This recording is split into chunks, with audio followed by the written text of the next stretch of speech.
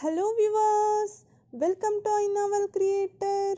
ಇವತ್ತಿನ ಈ ವಿಡಿಯೋದಲ್ಲಿ ಹೊಸ ಕಂಟೆಂಟ್ ಒಂದಿಗೆ ಬಂದಿದ್ದೀನಿ. ಏನಪ್ಪ ಅಂತ ಅಂದರೆ ಗುಡ್ ನ್ಯೂಸ್ ಅಂತಲೇ ಹೇಳ್ಬೋದು. ಹೊಸದಾಗಿ ಯಾರೆಲ್ಲ ರೇಷನ್ ಕಾರ್ಡ್ಗೆ ಅರ್ಜಿ ಸಲ್ಲಿಸಬೇಕು ಅಂದ್ಕೊಂಡಿದ್ದೀರೋ ಅವ್ರಿಗೆಲ್ಲ ಗುಡ್ ನ್ಯೂಸ್ ಅಂತಲೇ ಹೇಳ್ಬೋದು. ಇದೇ ಏಪ್ರಿಲ್ 1ನೇ ತಾರೀಕಿಂದ ಅರ್ಜಿ ಸಲ್ಲಿಸೋಕ್ಕೆ ಅವಕಾಶ ಕೊಟ್ಟಿದ್ದಾರೆ. ಯಾರೆಲ್ಲ APL ಅಥವಾ BPL ಕಾರ್ಡ್ಗೆ ಅರ್ಜಿ ಸಲ್ಲಿಸಬೇಕು ಅಂದ್ಕೊಂಡಿದ್ದೀರೋ ಹೊಸದಾಗಿ ಅವ್ರಿಗೆಲ್ಲ ಗುಡ್ ನ್ಯೂಸ್.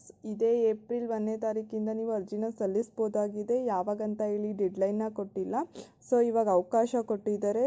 ಸೊ ಇವಾಗಿಂದ ಎಲ್ರೂ ಹೊಸದಾಗಿ ರೇಷನ್ ಕಾರ್ಡ್ಗೆ ಅರ್ಜಿನ ಸಲ್ಲಿಸ್ಬೋದಾಗಿದೆ. ಯಾರೆಲ್ಲ APL ಅಥವಾ BPLಗೆ ಅರ್ಜಿಯನ್ನು ಸಲ್ಲಿಸ್ಬೇಕು ಅಂದ್ಕೊಂಡಿದ್ದೀರಾ ಎಲ್ರಿಗೂ ಗುಡ್ ನ್ಯೂಸ್. ಸೊ ಇನ್ನು ಯಾರೆಲ್ಲ ನನ್ನ ಚಾನಲ್ನ ಸಬ್ಸ್ಕ್ರೈಬ್ ಮಾಡ್ಕೊಂಡಿಲ್ಲ, ಈಗಲೇ ಕೆಳಗೆ ಕಾಣ್ತಿರೋ ಸಬ್ಸ್ಕ್ರೈಬ್ ಬಟನ್ನ ಕ್ಲಿಕ್ ಮಾಡಿ, ಹಾಗೆ ಪಕ್ಕದಲ್ಲೇ ಕಾಣ್ತಿರೋ ಬೆಲ್ಲೈಕನ್ನ ಪ್ರೆಸ್ ಮಾಡಿ ಆಲ್ ಅಂತ ಕ್ಲಿಕ್ ಮಾಡಿ. ಮಾಡೋ ಎಲ್ಲ ವಿಡಿಯೋ ನೋಟಿಫಿಕೇಶನ್ ನಿಮಗೆ ಬರಬೇಕಂತ ಅಂದರೆ ಆಲ್ ಅಂತ ಕ್ಲಿಕ್ ಮಾಡಿ ಗಾಯ್ಸ್. ಇವತ್ತಿನ ಈ ವಿಡಿಯೋದಲ್ಲಿ ಹೊಸದಾಗಿ ರೇಷನ್ ಕಾರ್ಡ್ಗೆ ಯಾರೆಲ್ಲ ಅರ್ಜಿನ ಸಲ್ಲಿಸಬೇಕು ಅಂದ್ಕೊಂಡಿದ್ದೀರೋ ಅವ್ರಿಗೆಲ್ಲ ಸಂಪೂರ್ಣ ಮಾಹಿತಿನ ತಿಳಿಸ್ಕೊಡ್ತಿದ್ದೀನಿ. ಹೊಸದಾಗಿ ರೇಷನ್ ಕಾರ್ಡ್ಗೆ ಅಪ್ಲೈ ಮಾಡೋರಿಗೆ ಏನೆಲ್ಲ ಡಾಕ್ಯುಮೆಂಟ್ಸ್ ಬೇಕು, ಏನೆಲ್ಲ ದಾಖಲಾತಿಗಳು ಬೇಕು, ಹಾಗೆಯೇ ಎಲ್ಲಿ ಹೋಗಿ ಅರ್ಜಿನ ಸಲ್ಲಿಸಬೇಕು, ಯಾವಾಗಿಂದ ಆರಂಭವಾಗುತ್ತೆ, ಯಾವಾಗಿಂದ ಸ್ಟಾರ್ಟ್ ಆಗುತ್ತೆ ಅರ್ಜಿ ಸಲ್ಲಿಸೋಕ್ಕೆ, ಹಾಗೆಯೇ APL ಮತ್ತು BPLಗೆ ಅರ್ಜಿ ಸಲ್ಲಿಸೋಕ್ಕೆ ಏನೆಲ್ಲ ಕಂಡೀಷನ್ಸ್ ಇದೆ, ಯಾರೆಲ್ಲ APL ಕಾರ್ಡ್ಗೆ ಅಥವಾ BPL ಕಾರ್ಡ್ಗೆ ಅರ್ಜಿನ ಸಲ್ಲಿಸ್ಬೋದು ಅಂತ ಹೇಳಿ ಈ ವಿಡಿಯೋದಲ್ಲಿ ನಾನು ಸಂಪೂರ್ಣ ಮಾಹಿತಿನ ತಿಳಿಸ್ಕೊಡ್ತೀನಿ. ಕೊನೆವರೆಗೂ ನೋಡಿ ಗಾಯ್ಸ್. ಮೊದಲನೇದಾಗಿ ಯಾರೆಲ್ಲ ಹೊಸದಾಗಿ ರೇಷನ್ ಕಾರ್ಡ್ಗೆ ಅರ್ಜಿನ ಸಲ್ಲಿಸಬೇಕು ಅಂದ್ಕೊಂಡಿದ್ದೀರೋ ಅವರೆಲ್ಲ ಏಪ್ರಿಲ್ 1ನೇ ತಾರೀಕಿಂದ ಅರ್ಜಿನ ಸಲ್ಲಿಸ್ಬೋದಾಗಿದೆ. APL ಕಾರ್ಡ್ ಮತ್ತು BPL ಕಾರ್ಡ್ ಎರಡು ಥರ ರೇಷನ್ ಕಾರ್ಡ್ಸ್ ಇರುತ್ತೆ. APL ಕಾರ್ಡಿಗೆ ಎಲ್ಲರೂ ಎಲಿಜಿಬಲ್ ಇರ್ತೀರಾ. BPL ಕಾರ್ಡ್ ಮಾಡಿಸ್ಕೊಬೇಕಂದ್ರೆ ಸ್ವಲ್ಪ ಕಂಡೀಷನ್ಸ್ ಇದೆ. ಈ ಕಂಡೀಷನ್ಸ್ ಒಳಗಡೆ ಯಾರು ಬರ್ತಾರೆ ಅವ್ರು ಮಾತ್ರ ಎಲಿಜಿಬಲ್ ಇರ್ತಾರೆ BPL ಕಾರ್ಡ್ ಪಡೆಯೋದಕ್ಕೆ. ಸೊ ಫಸ್ಟ್ ಕಂಡೀಷನ್ ಬಂದು ಆದಾಯ, ಒಂದು ವಾರ್ಷಿಕ ಆದಾಯ ಬಂದು 1,20,000ಕ್ಕಿಂತ ಯಾರ್ದು ಕಡಿಮೆ ಆದಾಯ ಇರುತ್ತೆ, ವಾರ್ಷಿಕ ಆದಾಯ 1,20,000ಕ್ಕಿಂತ ಕಡಿಮೆ ಯಾರ್ದು ಆದಾಯ ಇರುತ್ತೆ ಅವ್ರು ಮಾತ್ರ ಎಲಿಜಿಬಲ್ ಇರ್ತಾರೆ BPL ಕಾರ್ಡಿಗೆ. ಯಾರ್ದು 1,20,000ಕ್ಕಿಂತ ಜಾಸ್ತಿ ಆದಾಯ ಬರುತ್ತೆ ಒಂದು ವರ್ಷಕ್ಕೆ ಅವರೆಲ್ಲ APL ಕಾರ್ಡ್ಗೆ ಎಲಿಜಿಬಲ್ ಇರ್ತಾರೆ.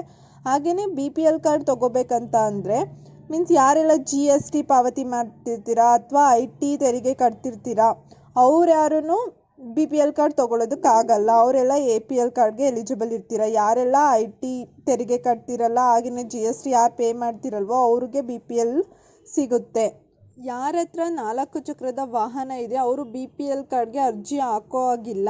ಆದರೆ ಜೀವನೋಪಾಯಕ್ಕಾಗಿ 4 ಚಕ್ರದ ವಾಹನ ಯಾರು ಯೂಸ್ ಮಾಡ್ತಿರ್ತಾರೆ, ಎಲ್ಲೋ ಬೋರ್ಡು, ಅದನ್ನು ಜೀವನ ನಡೆಸೋದಕ್ಕಾಗಿ ಯಾರು ಯೂಸ್ ಮಾಡ್ಕೊಳ್ತಿರ್ತಾರೆ ಒಂದು ಮಾತ್ರ ಯೂಸ್ ಮಾಡ್ತಿರ್ಬೇಕು. ಒಂದು ವೆಹಿಕಲ್ಸ್ ಯಾವುದಾದ್ರೂ, ಇವಾಗ ಕ್ಯಾಬ್ ಆಗಿರ್ಬೋದು ಅಥವಾ ಟ್ರ್ಯಾಕ್ಟರ್, ಯಾವುದಾದ್ರೂ ಒಂದು ಎಲ್ಲೋ ಬೋರ್ಡ್ ಯಾರು ಯೂಸ್ ಮಾಡ್ತಿರ್ತಾರೆ ಅವ್ರು ಮಾತ್ರ BPL ಕಾರ್ಡ್ಗೆ ಎಲಿಜಿಬಲ್ ಇರ್ತಾರೆ. ಯಾರೆಲ್ಲ ಒಂದಕ್ಕಿಂತ ಎರಡು ಅಥವಾ ವೈಟ್ ಬೋರ್ಡ್ ಯಾರು ಯೂಸ್ ಮಾಡ್ತಿರ್ತಾರೆ ಅವ್ರು ಯಾರೂ ಎಲಿಜಿಬಲ್ ಇರಲ್ಲ BPL ಕಾರ್ಡಿಗೆ, ಅವರಿಗೆಲ್ಲ APL ಕಾರ್ಡ್ ಸಿಗುತ್ತೆ. ಹೊಸದಾಗಿ ರೇಷನ್ ಕಾರ್ಡ್ ಮಾಡ್ಸೋಕ್ಕೆ ಏನೆಲ್ಲ ದಾಖಲಾತಿಗಳು ಬೇಕು ಅಂತ ನೋಡೋದಾದರೆ ಆಧಾರ್ ಕಾರ್ಡ್, ಎಲ್ಲರದು ಆಧಾರ್ ಕಾರ್ಡ್ ಬೇಕು. ಯಾರನ್ನೆಲ್ಲ ನೀವು ರೇಷನ್ ಕಾರ್ಡ್ಗೆ ಸೇರಿಸ್ಬೇಕು ಅಥವಾ ಯಾರೆಲ್ಲ ನಿಮ್ಮ ಮನೇಲಿ ಇದ್ದಾರೆ ಅವ್ರನ್ನೆಲ್ಲ ರೇಷನ್ ಕಾರ್ಡ್ಗೆ ಸೇರಿಸ್ಬೇಕು ಅಂತಿದ್ರೆ ಎಲ್ರದ್ದು ಆಧಾರ್ ಕಾರ್ಡ್ ಬೇಕು. ಹಾಗೆಯೇ ಜಾತಿ ಮತ್ತು ಆದಾಯ ಪ್ರಮಾಣ ಪತ್ರ, ಯಾರ್ದಾದ್ರೂ ಸರಿ ಜಾತಿ ಮತ್ತು ಆದಾಯ ಪ್ರಮಾಣ ಪತ್ರ ಬೇಕಾಗಿರುತ್ತೆ.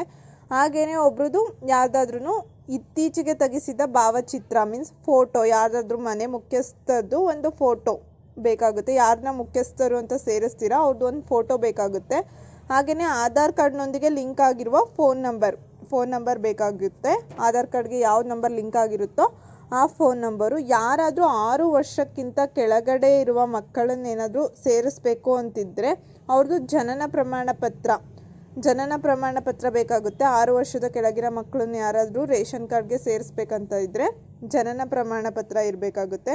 ಇದಿಷ್ಟು ರೇಷನ್ ಕಾರ್ಡ್ಗೆ, ಹೊಸದಾಗಿ ರೇಷನ್ ಕಾರ್ಡ್ ಮಾಡಿಸೋರಿಗೆ ಬೇಕಾಗಿರುವ ದಾಖಲಾತಿ. ಎಲ್ಲಿ ಹೋಗಿ ನೀವು ಅರ್ಜಿನ ಸಲ್ಲಿಸ್ಬೋದು ಅಂತ ನೋಡೋದಾದರೆ, ಹೊಸದಾಗಿ ರೇಷನ್ ಕಾರ್ಡ್ ಪಡ್ಕೊಳ್ಳೋರು ಎಲ್ಲಿ ಹೋಗಿ ಅರ್ಜಿನ ಸಲ್ಲಿಸ್ಬೋದು ಅಂತ ನೋಡೋದಾದರೆ ಗ್ರಾಮ 1, ಬೆಂಗಳೂರು 1, ಕರ್ನಾಟಕ 1 CSC ಕೇಂದ್ರಗಳು, ಹಾಗೆಯೇ ಮನೆಯಲ್ಲೇ ಕೂತು ಮೊಬೈಲ್ನಲ್ಲಿ ಅಥವಾ ಲ್ಯಾಪ್ಟಾಪ್ನಲ್ಲೂ ಸಹ ನೀವು ಅರ್ಜಿನ ಸಲ್ಲಿಸ್ಬೋದಾಗಿದೆ. ಸ್ವಲ್ಪ ಸರ್ವರ್ ಇಶ್ಯೂಸ್ ಇರುತ್ತೆ, ನೀವು ಮೊಬೈಲಲ್ಲಿ ಮಾಡೋಕ್ಕೋದ್ರೆ ಸರ್ವರ್ ಫ್ರೀ ಇದ್ದಾಗ ನೀವು ಅಪ್ಲೈನ ಮಾಡ್ಬೋದಾಗಿದೆ. ನೈಟ್ ಟೈಮ್ ಈ ರೀತಿ ನೀವು ಅಪ್ಲೈನ ಮಾಡ್ಕೋಬೋದು. ಅಥವಾ ತುಂಬ ಈಸಿಯಾಗಿ ಎಲ್ಲಿ ನಿಮಗೆ ಹತ್ರ ಇರುತ್ತೆ, ನಿಯರ್ ಬೈ ಗ್ರಾಮ 1, ಬೆಂಗಳೂರು 1 ಈ ಸೆಂಟರ್ಗಳಲ್ಲೂ ಸಹ ನೀವು ಅರ್ಜಿನ ಸಲ್ಲಿಸ್ಬೋದಾಗಿದೆ. ನಿಮ್ಮ ಹತ್ತಿರದ ಗ್ರಾಮ 1 ಸೆಂಟರ್ಗಳಲ್ಲೂ ಸಹ ನೀವು ಅರ್ಜಿನ ಸಲ್ಲಿಸ್ಬೋದಾಗಿದೆ. ಯಾರೆಲ್ಲ ಇನ್ನು ರೇಷನ್ ಕಾರ್ಡ್ನ ಪಡ್ಕೊಂಡಿಲ್ಲ ಈಗಲೇ ಹೋಗಿ ಹೊಸದಾಗಿ ರೇಷನ್ ಕಾರ್ಡ್ಗೆ ಅರ್ಜಿನ ಸಲ್ಲಿಸಿ. ನಿಮ್ಗೆ ಯಾವ್ದು ಎಲಿಜಿಬಲ್ ಇರ್ತೀರಾ ಆ ರೇಷನ್ ಕಾರ್ಡು ನಿಮಗೆ ಸಿಗುತ್ತೆ. ಯಾರೆಲ್ಲ ರೇಷನ್ ಕಾರ್ಡ್ನ ಇನ್ನೂ ಮಾಡಿಸ್ಕೊಂಡಿಲ್ಲ ಈಗಲೇ ಮಾಡಿಸ್ಕೊಳ್ಳಿ. ರಾಜ್ಯ ಸರ್ಕಾರದಿಂದ ಏನೆಲ್ಲ ಬೆನಿಫಿಟ್ ಸಿಗ್ತಿದೆ BPL ಕಾರ್ಡ್ ಹೋಲ್ಡರ್ಸ್ಗೆ, ಸೊ ಅದೆಲ್ಲ ನಿಮಗೂ ಸಿಗುತ್ತೆ. ಅಂದರೆ ನೀವು ಬೇಗ ಮಾಡಿಸ್ಕೊಳ್ಳಿ, ಈಸಿಯಾಗಿ ಮಾಡಿಸ್ಕೊಬೋದು, ಏನು ಕಷ್ಟ ಏನಿಲ್ಲ. ನಿಮ್ಮ ಹತ್ತಿರದ ಗ್ರಾಮ ಒನ್ ಸೆಂಟರ್ಗಳಲ್ಲಿ ಹೋಗಿ ಆಧಾರ್ ಕಾರ್ಡು ಹಾಗೆಯೇ ಜಾತಿ ಮತ್ತು ಆದಾಯ ಪ್ರಮಾಣ ಹೊಂದಿದ್ರೆ ಸಾಕು, ನೀವು ಆರಾಮಾಗಿ ಮಾಡಿಸ್ಕೊಬೋದು. ಹಾಗೆಯೇ ಒಂದು ಫೋಟೋ ಯಾರ್ದಾದ್ರೂ ಮುಖ್ಯಸ್ಥೆ ಯಾರು ಕೊಡ್ತಿದ್ದೀರಾ ಅವ್ರ ಫೋಟೋ ಇದ್ದರೆ ಸಾಕು, ಈಸಿಯಾಗಿ ಅವ್ರು ನಿಮಗೆ ಮಾಡಿಕೊಡ್ತಾರೆ. ಅರ್ಜಿ ಅಪ್ಲಿಕೇಶನ್ ಹಾಕಾದ್ಮೇಲೆ ಇನ್ನೊಂದು 60 ಡೇಸ್ ಈ ರೀತಿ ನಿಮಗೆ ರೇಷನ್ ಕಾರ್ಡು ಸಿಗುತ್ತೆ. ಯಾರೆಲ್ಲ ಇನ್ನೂ ನನ್ನ ಚಾನಲ್ನ ಸಬ್ಸ್ಕ್ರೈಬ್ ಮಾಡಿಲ್ಲ ಈಗಲೇ ಕೆಳಗೆ ಕಾಣ್ತಿರೋ ಸಬ್ಸ್ಕ್ರೈಬ್ ಬಟನ್ನ ಕ್ಲಿಕ್ ಮಾಡಿ, ಹಾಗೆ ಪಕ್ಕದಲ್ಲೇ ಕಾಣ್ತಿರೋ ಬೆಲ್ಲೈಕನ್ನ ಪ್ರೆಸ್ ಮಾಡಿ ಆಲ್ ಅಂತ ಕ್ಲಿಕ್ ಮಾಡಿ. Thank you for watching guys.